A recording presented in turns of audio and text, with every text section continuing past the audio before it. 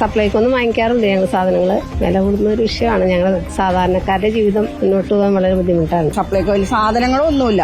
എന്തെന്നാലും മറ്റേ വില കൂടിയ സോപ്പ് സാധനം അങ്ങനെയുള്ള സാധനങ്ങളൊക്കെ മാത്രമേ ഉള്ളൂ അവിടെ. പയറ പരിപ്പ നമുക്ക് നിത്യോപയോഗം വേണ്ട സാധനങ്ങളൊന്നും സപ്ലൈക്ക് എന്നാൽ കിട്ടാറില്ല. സപ്ലൈക്കോയിൽ നമ്മൾ വാങ്ങിച്ച ഉദ്ദേശിക്കുന്ന സാധനങ്ങൾ അവിടെ ഉണ്ടാവാറില്ല. പിന്നെ വാങ്ങിക്കുന്ന സാധനങ്ങൾക്ക് ഉള്ള സാധനങ്ങൾക്ക് സബ്സിഡി ഇല്ല. പിന്നെ അവിടെ പോയിട്ട് കാര്യമില്ല. 3-4 പ്രാവശ്യം സാധനം വാങ്ങിക്കാൻ വേണ്ടി സപ്ലൈക്കോയിൽ പോയിട്ട് വരും. അതാകുമ്പോൾ കടയിൽ പോയി നമുക്ക് നേരത്തെ മേടിച്ചിട്ട് പോരാലോ. സർക്കാർ വില കുറച്ച് കൊടുക്കണേണല്ലോ ജനങ്ങൾക്ക്. നമ്മള് ആ കാര്യമായിട്ടൊന്നും പോകാറില്ല. അവിടെ പോയാൽ കിട്ടൂല നമുക്കറിയാം. അതുകൊണ്ട് നമ്മൾ പോകാറില്ല. ഒന്നും കിട്ടാറില്ല. പലപ്പോഴും പോയാലും വെളിച്ചെണ്ണ ഒന്നും കിട്ടാറില്ല. പഞ്ചസാര ഒരിക്കലും ഇല്ല. മാസം ഒരു തവണയെങ്കിലും വാങ്ങിക്കണ്ടേ. തീരെ മുതലായിട്ടുള്ള ആൾക്കാർക്കാണ് ബുദ്ധിമുട്ട്. വിലക്കയറ്റം വളരെ ബുദ്ധിമുട്ടുള്ള.